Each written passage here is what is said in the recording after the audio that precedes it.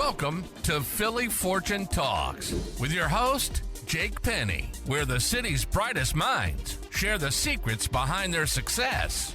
Are you ready to be inspired?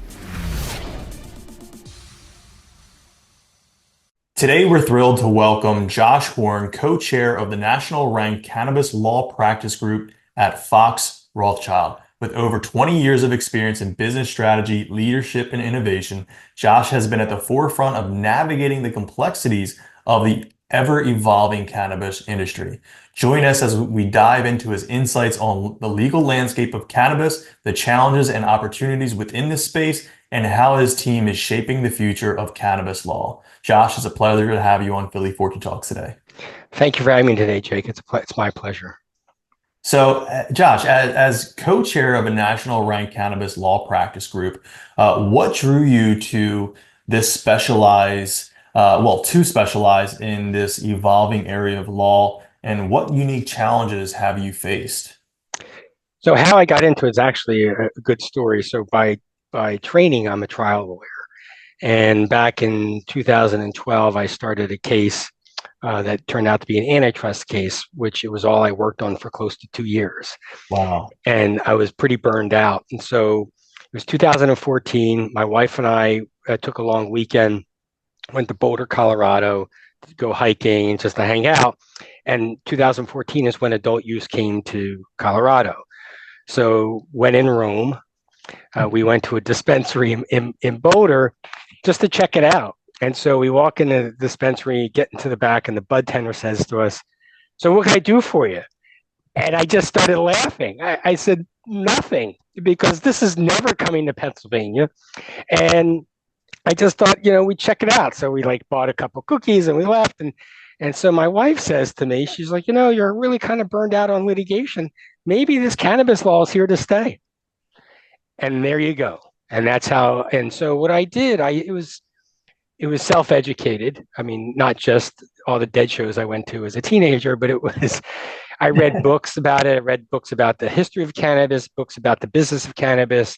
I read a book called Weed the People, which was a journalist journey in Washington State who was opposed to cannabis, who then comes around on it.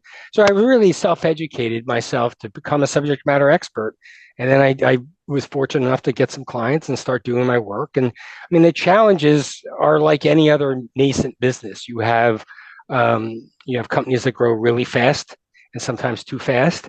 You have challenges in getting access to capital, which is a really big issue in cannabis, because traditionally You're not going to a bank for a loan. Although there are banks that are lending money in the space, but not like if you were, a law firm and you're looking for a line of credit, you go to any bank and get it. It just doesn't work in the cannabis space. And so, that's the biggest challenge, but we've been fortunate. We've worked with some great clients. We've handled the biggest M&A deal ever in the space. So it's really, and then we represent mom and pops. So it's been a lot of fun. Yeah, I definitely think it's super fascinating. It's funny. You went to a dispensary in 2014.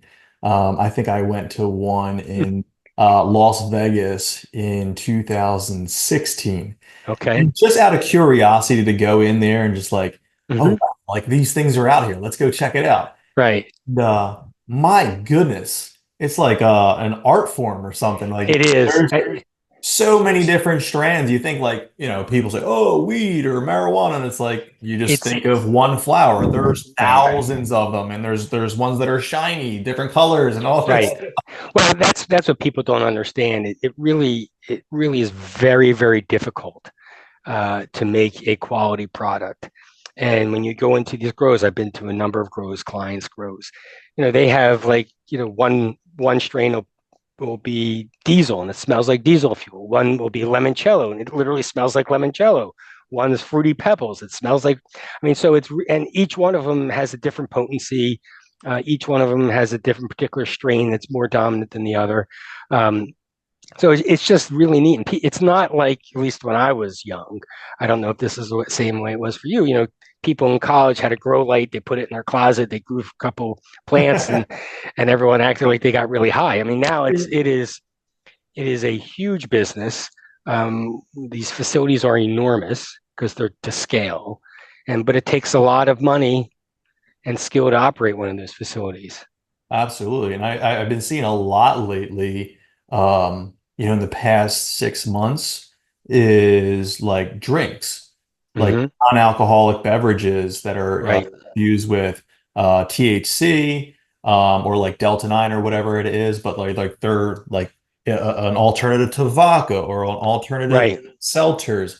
And it's like, holy moly, like it's not just with the It's flower, but enormous. it's there the landscape of it is so vast. Yeah, it extracts from the flowers, and you have both hemp and you have traditional cannabis. So, it's in both spaces. I mean, we had a client who was infusing beer on the Oh, West Coast and selling it in dispensaries in California with THC. And it was an interesting product. I had a bottle of it before I got on a plane from San Francisco to come home. But that is a trend because beverages and edibles are probably the biggest things in the yeah. space, followed by dry flower, which is probably the most traditional form of consumption that people are familiar with. Put it in a pipe, roll it in a joint.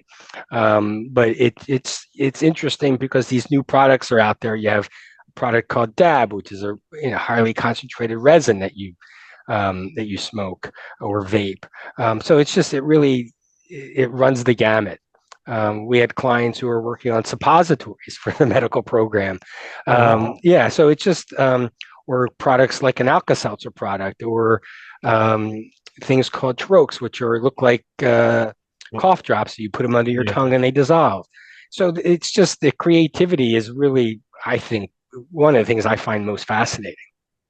I totally agree. There's like you said, so many different variations, and you can get creative with it and be in a way, a better alternative than, traditional things like alcohol or whatever it Right, may be.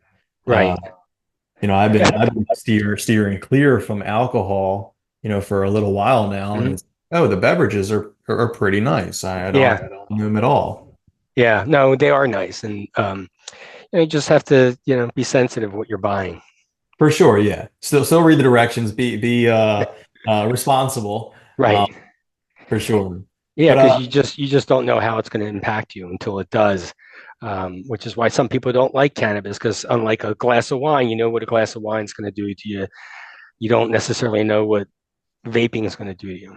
yeah, absolutely. And on that point too, it's like, the dosage, depending on the strain, can be totally different, even though it's the Yeah, same dosage. And that's the tricky part, right? absolutely. Where you can get off on the wrong foot, not expect something, Literally. did this, and next thing you know, well, it's not the same. So yeah. Right. Right. Well, I got a couple hours for it to wear off now. I mean, Yeah. it's like you hear the story about people eat an edible, they don't feel anything for a half hour, 40 minutes, need another one. And Yeah. then in the Oh, next half hour, then they're laying under their coffee table, passed out. Because you yeah. just have to be very careful until if you're going to consume, you have to be a smart consumer. Is my Right. point. Time is your best friend. Wait it out and to be sure. Correct. Don't just be like, I don't feel anything. It's been 30 minutes, 45 minutes. Yeah. You take another one. Next thing you know, you're on planet Pluto. Yeah, And you're really yeah. in trouble. So, given the complex like regulatory environment surrounding cannabis, Mhm. how do you approach like strategy and innovation with the legal framework to support your clients? Well, that's a great question because until there's federal legalization, it varies from every state that has a cannabis Mm. program.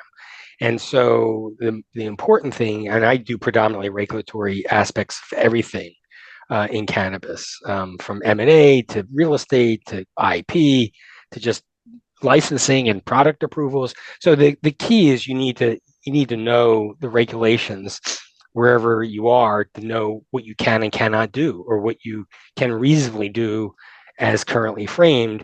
And then you also have to be able to work with the regulators because, like it or not, they're your partner. Mm. Not in the traditional sense, but like a business partner. But in many ways, they are, because if you have issues with your regulator, you can have issues getting products approved, labeling approved. you name it. They can slow foot, approvals because of an unrelated issue. So you have to know who you're dealing with, and you need to know, what the regulations provide and what they don't provide, because otherwise you're not going to get anywhere, and you really can't service your client. For sure. And like, speaking of like cannabis law, it's a unique business risk, right? Of Um, course. how do you like guide your clients in balancing like the legal compliance side and also, making sure they can scale and have growth in mind? Yeah, I mean, I'm not as always focused on the business related issues, other than doing a deal and whether that's strategically important to them to increase their scale on growth or increase their platform to get into the retail space. And so, the first thing you always have to ask the client is, what's your objective, whatever it is that they're doing. Is it their objective to license their strain so they can then basically have anyone in the country in a state legal program sell it under a licensing arrangement? Is it more important for them to not let anybody have their strain? Conversely, is this deal going to be accretive to their bottom line or not? How are you going to finance it? The operations going forward. Have you done the business analysis to show that that whatever it is in whatever state can support the operation and make money? Because one of the things that people, it was like the green wave. Everyone thought they're going to get into cannabis, just, you can fall out of a boat and hit money. But maybe in the very beginning it was that way. But the challenges are to run these businesses, because there's a not so hidden factor, and that's the Internal Revenue Code, which makes it very, very difficult for these businesses to be profitable in the truest sense of however Right. you measure profitability. If somebody were selling office furniture, for example, and that's the Internal Revenue Code 280E, which basically says, this is like it came out of all the cocaine wars, like in the early 80s. You can be in an illicit business, you still have to pay tax. Mm. And when you pay the tax, you can't take any ordinary deductions other than the cost of goods sold. So since cannabis is still federally illegal, if you're in the business, you're burdened with that tax. So if you think of a regular business where you're maybe paying tax on 50 or 60 cents on the dollar after all your deductions, in cannabis, you may be paying tax on 90 or 95 cents on the dollar. So the margins are very, very tight, and it presents a real challenge. Now, with federal rescheduling, if it happens, hopefully the belief is that it'll go away, because it'll no longer be an illicit substance. An illicit substance is a Schedule I substance, like cocaine, LSD, marijuana. And we could debate whether it should have been there in the first Craziness, place. whatever. Yeah, I mean, there's issues why it was there in the first place, Yeah. and not really altruistic purposes. But that's a real challenge that businesses have. And the other thing is, and that creates cost of capital issues, because again, you're not going to a traditional bank for a line of credit. You may need to go to private equity. You may need to go to a REIT, for example, that buys real estate and then leases it back. I mean, so there's a lot of creative ways to finance it, but you're not getting the same terms as you would on a traditional loan, like on your mortgage for your house. It's just different. For sure. Like in the ever evolving landscape, what trends or shifts are you observing in the legislation, and how are these changes impacting your practice and your clients? Well, I think the biggest one is, as more and more states adopt what I would call an adult use program. I don't like calling it recreational because it has poor connotations. But Right. you'll see if you. I always view it as east of the Mississippi and west of the Mississippi. Mm. West of the Mississippi, it truly is in some ways the Wild West. But east of the Yep. Mississippi, the legislations that has passed typically have a rather robust social equity component. Because that gets back to my point about cannabis, whether it should ever have been a Schedule I drug in the first place. It's not a mystery that there were racist issues why cannabis became a Schedule I drug. And so part of the way to address the fact that, for example, people of color, there's a greater number of people of color who are in jail for nonviolent cannabis offenses than people who are not of color. And Right. so a lot of these states have developed these programs in the adult use program to allow people who otherwise were disadvantaged or have been convicted before to have an ability to get into the business.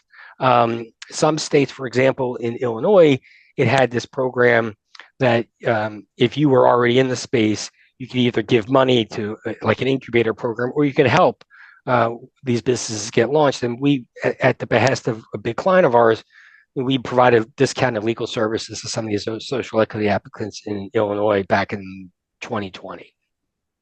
And so I think that presents part of an issue because, when these adult use programs are getting rolled out, typically there may be a lottery. And so now the way the laws are being written is that social equity applicants are typically getting the first cut at getting a permit or a license, depending on what state you're in, what they call it. And so, it presents challenges. Do you affiliate yourself with a social equity applicant? For example, some laws will define it as someone who's lived 5 years or more in an economically disadvantaged area. Pennsylvania has a statute called Act 47, where the state actually designates economically disadvantaged areas. And so it really runs the gamut. But I think that's one of the bigger challenges, because that's the only way these laws are getting passed, because there are very strong voices out there, and that this is, to right some injustices, which there are plenty. Yeah, I definitely feel you said you take a line down the Mississippi and you have the left and then you have the right side. I feel that the left side of that line is super lenient, more for, the people or whatever you may be. But on the right, like Pennsylvania, for instance, is very strict. Right. Can't get out of its own way. You can't, there's not allowed to have edibles. There's only charges. You can't, buy flower for the purpose of smoking a pre-roll. You have to vaporize it. Something that I've just learned recently. Right. My uncle has a card and he was telling me all this stuff. And I'm like, that makes no sense. Like the tranches are practically a gummy, and who has a vaporizer at the end of the day? Well, exactly correct. I mean, it's said, the law says it can't be smoked, but you can go into a store, a dispensary, with your medical marijuana card, buy dry flower in a container, and smoke it however. And there's nothing the regulator can do or the dispensary can do to prevent you from buying that dry flower and rolling it in a joint or putting it in a bowl or pipe or however you want to consume it, or vaporize it how it's supposed to be done. So yeah, there's, and that's across the board. There's some things like in other states, it just doesn't really make sense. It's like they're trying to hold on to an ideal, and the horse has left the barn. I mean, because in Pennsylvania, for example, you could buy that dry flower and refine it yourself in your home and make cannabis infused brownies. But yet a dispensary can't sell that. And it's funny too, like the legislators, common sense is, these people are probably smoking it in a pre-roll or whatever, the moments after they leave the dispensary and they get to their home, like that. So it's like, you obviously know they're doing this thing. Why be difficult and, put all this red tape when the common sense is this is what they're doing? Like that. It's a great question. People aren't going to be, like I said, people don't have really vaporizers. That's you have to buy it. It's an added expense. I mean, that's why, for example, some states, they have a very big problem with the gray market. So you have oversupply and under demand, and so some of this product is making it into the gray market, which shouldn't be. And so, here in Pennsylvania, I think part of it is just understanding the Commonwealth. And I don't know if you're familiar with James Carville. James Carville is a Democrat political consultant who has said over time and time again, Pennsylvania is really three things. It's Philadelphia in the east, it's Pittsburgh in the west, and in between is Alabama. and so the in between, is very conservative. And so I think, what you see, for example, the dry flower, you can't smoke it, or the troche, it has to be sublingual, although you could certainly chew it or crunch it. Yeah. Those are all compromises. They're regulatory and legislative compromises. Otherwise, there'd be nothing. And so it's like, okay, well, maybe it's not so bad that that's what it says. Whether people follow it, a medical marijuana organization and the regulator cannot prevent somebody from taking that troche and putting it in their mouth and chewing it, Mm-hmm. or not vaporizing dry flower. But but a system is set up. That's the way it's supposed to be. Yeah. And Yeah. all this is, any legislative process is all about compromise. That's the only way it's going to work. Yeah. So leading a national ranked practice requires obviously a really strong team. Yes. What like leadership strategies do you use to foster collaboration and drive excellence? Well, we're fortunate enough that people who join the group, there's like a group of people. They're all similarly have the similar mindset. I mean, there's not one of the people in this group that wouldn't drop everything for somebody else. And candidly, I having been a lawyer now for 31 years, that's pretty unique in the Yeah. practice of law. I'm just saying, even to some degree, in my firm, look, we all collaborate on everything, but it's unique. It is a very unique group of people, and I've actively recruited to get people to come to the firm to join our practice group, and I've interviewed plenty of people that we haven't taken, and so people Mhm. saw what we were doing. We were on the cutting edge. I mean, we did. Like I said, we did the biggest M&A deal ever in the space, and that lawyer I recruited, and my co-chair recruited to the firm. We did an enormous deal for a company called PharmaCann, where they sold an option to buy securities to a Canadian company. One more or less one of a kind deal, cutting edge deal. And so we've done a lot of those things, which has attracted people from outside of the firm to join us. And that's been our model, is to recruit people who can complement us either in skill sets or in states where we have a need. And that's what we've done. And part of the ethos that we have, that my co-chair and I have, is, you're only going to be in this group if you're part of that team, that you'll do anything for anyone. And I'm not saying the rest of the firm is not that way, but this is even more than my experience over the time I've been at the firm.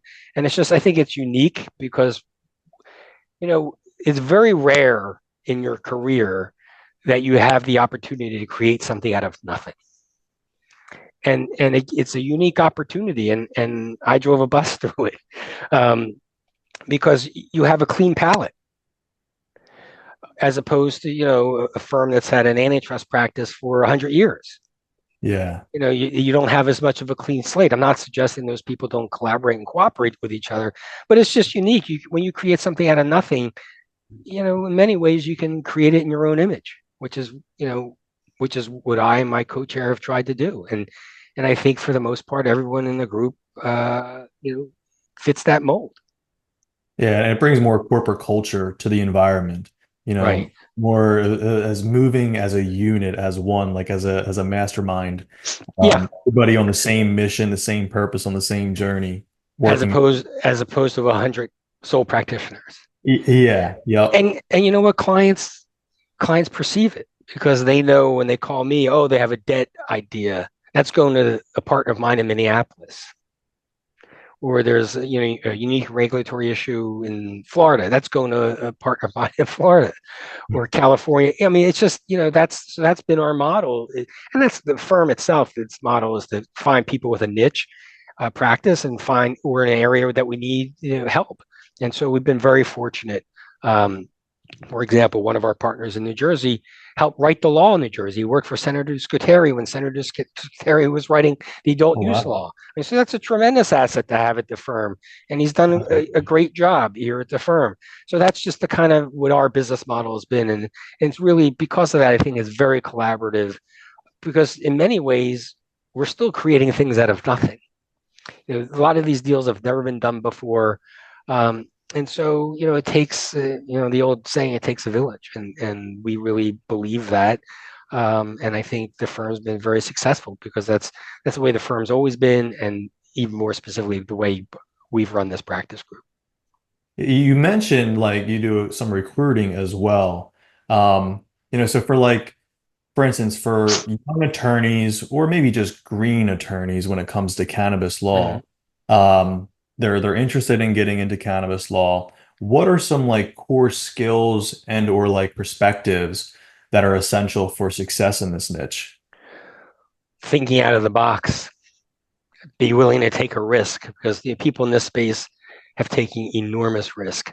And when people at my firm have come to me and say, I want to get into cannabis law, what should I do? I said, well, you can join the practice group, but I wasn't born a cannabis lawyer. So to really be good at what you want to do, you have to learn. Yeah. And I like I said, I read books, but I also read statutes and regulations from around the country. I mean, I totally geeked out.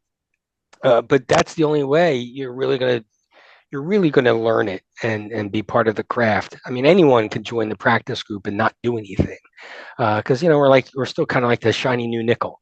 But the key is to take the step and learn and educate yourself, even if it's on a very thin slice of the pie, like IP. I mean, you're an IP lawyer. Okay, now read as much as you can about IP and cannabis, or a securities lawyer. I mean, so you have to take the time, because it's not as if there are a lot of textbooks around that you can just pick up like you otherwise for contracts in law school. You have the contracts textbook. I mean, it's just different. Yeah, it's being written as time goes, since it's Right. so It is. right. The future is always gray territory because it's never been done yet. Right. That's It's what. super fascinating too, because you guys had to be super innovative, and literally you're paving the way for textbooks 100 years from now. Yeah, and it's my baby. I mean, I'm very proud of what the firm has been willing to let us do. And I remember in 2016 when I approached the then firm-wide managing partner, and our malpractice carrier said it was fine. Our bank would take the money, and he said to me, he goes, "Do you really think we can make money doing this?" And sheepishly, I'm like, "Yeah, of course." And he said, "Okay, we'll give it a shot." And 8 years later, it's all I do. That's awesome. Yeah, and so it's just been the most fun I've had practicing law, and you get to meet really, really neat people. I mean, I've met billionaires in this space, and I've met, the mom and pop operator who guy was in the legacy gray market and, had a unique strain, and here he is now. He's licensing that strain in the legal market around the country. I mean, so it runs the gamut from the uber wealthy to the boots on the ground kind of, and that's what makes it so unique. I mean, I really have met some very fascinating people. I bet. I bet. Public perception in this space has like a wide range of Yeah. everything, really. How do you address some like common misconceptions and educate your clients and stakeholders and just the public?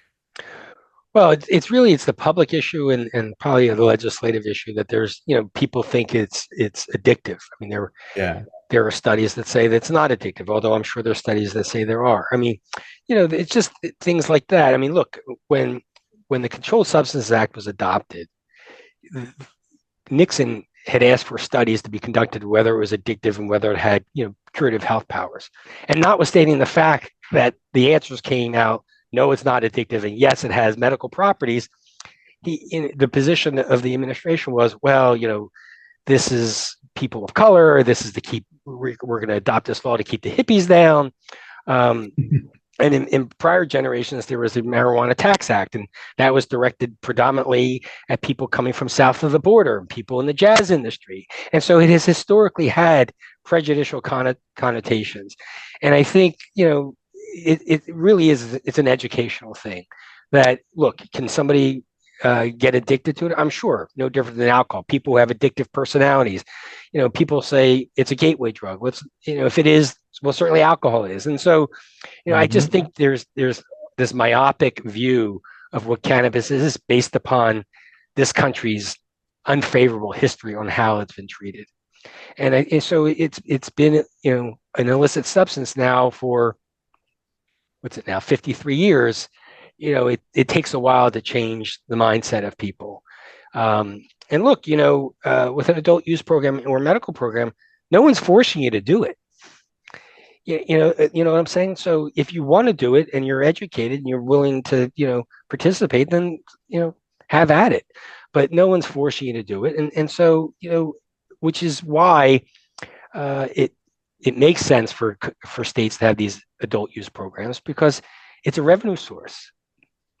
Yeah. And if you think of it as a taxpayer in Pennsylvania, if you were to ask 100 people taxpayers and property owners and who own a home or own a condo in Pennsylvania, would you rather, and you want X services, would you rather pay more in your real estate taxes or have a new revenue source for the government that's taxed however they want to do it, that it's like no different than gambling, alcohol, tobacco?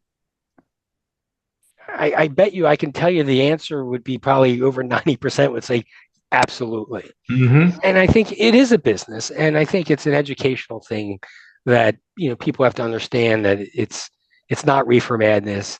People aren't jumping off of the top of buildings because they smoke pot. Um, and the fact of the matter is, if you want to consume marijuana, you're much safer getting it through a medical or adult use program because those products are tested, lab tested. They have to be approved by a regulator. Other than buying something on the street that you have no idea what it is in the first place or what's in it. Right. Yeah, and it's very interesting, that like you said, nobody's jumping off a bridge from smoking marijuana, or nobody's being violent from marijuana. Yeah. Where on the contrary, you have alcohol. Yeah, people will definitely jump off a Right. bridge. People will definitely be violent. Right. And the worst thing that can happen with cannabis is you put yourself to sleep, right? More.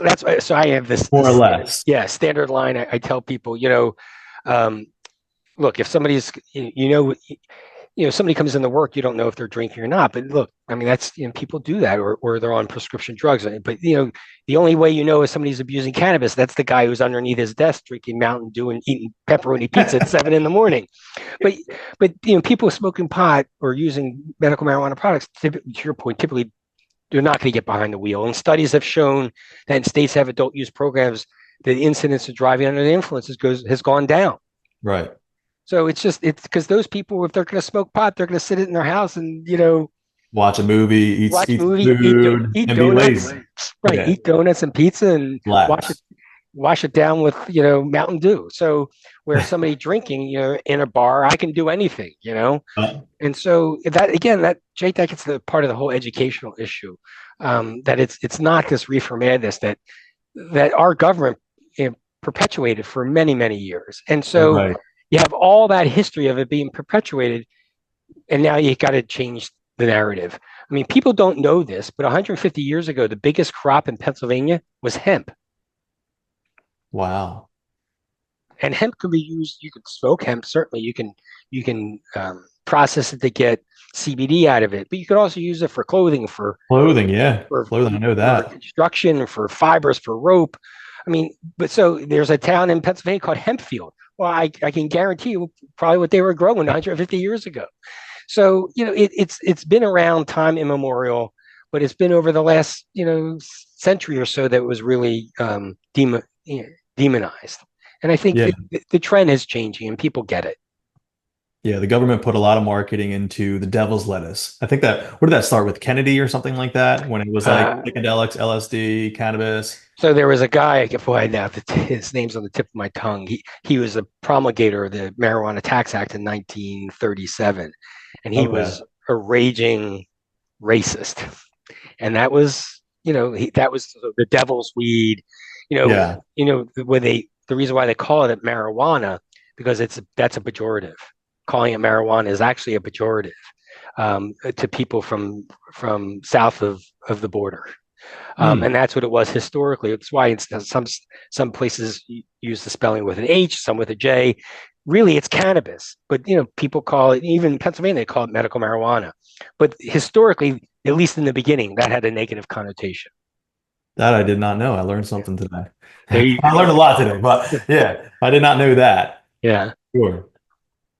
Now, how do you envision the future of cannabis law evolving? And like, what role do you hope your practice will play in shaping it?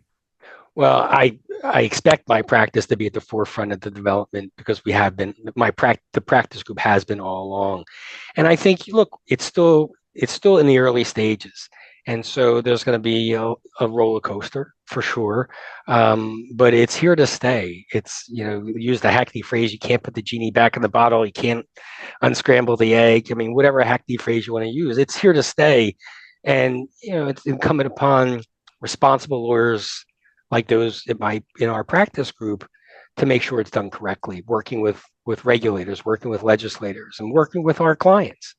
We're not going to represent people who are violating the law. It's just not going to happen.